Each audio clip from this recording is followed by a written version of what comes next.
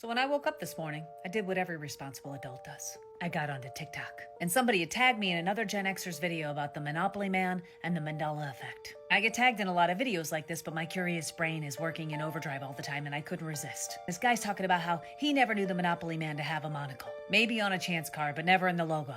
And how everybody in the world is checking their old Monopoly games looking for the man with the monocle. I'm like, yeah, everybody knows this. And then he says, "We were looking in the wrong spot." Excuse me, what? Where are we supposed to be looking? Then he pulls out this notebook. On one side, it has a pad of paper and he wrote Mandela Effects, and on the other side, it's a place for you to list phone numbers. And I'm immediately like, that's gotta be an older notebook because we don't even write phone numbers down anymore. So okay, what the hell does this have to do with the Monopoly Man? And then he closes the notebook. And there it is. It's this red notebook with a scene from the Monopoly board, and at the very top where the Monopoly logo is, he has a monocle, and it's on the back too, and he flips it over. And the back is just some writing. So I zoom in on the writing because I'm like, what the fuck is this? And it says the Tin Box Company of America, Long Island, New York. The first thing out of my mouth was, this has to be a fake. So I go search the Google, thinking I'm gonna find this exact same book out on the internet, and he just made a replica of it. Drew a little circle around the guy's eye. And I found it all right, but it wasn't a red one.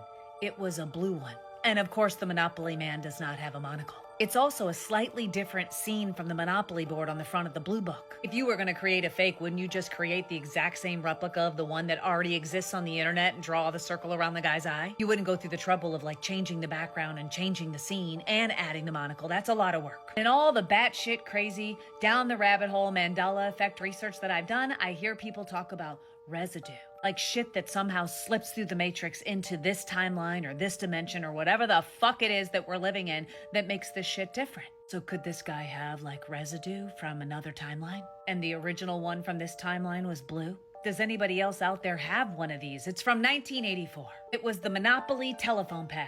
If you have one, run and go fucking see if he has a monocle. Better yet, see if yours is red or blue. I know I probably sound crazy, but this shit makes my brain hurt because I need to know. I just need it to make sense, and none of this makes sense.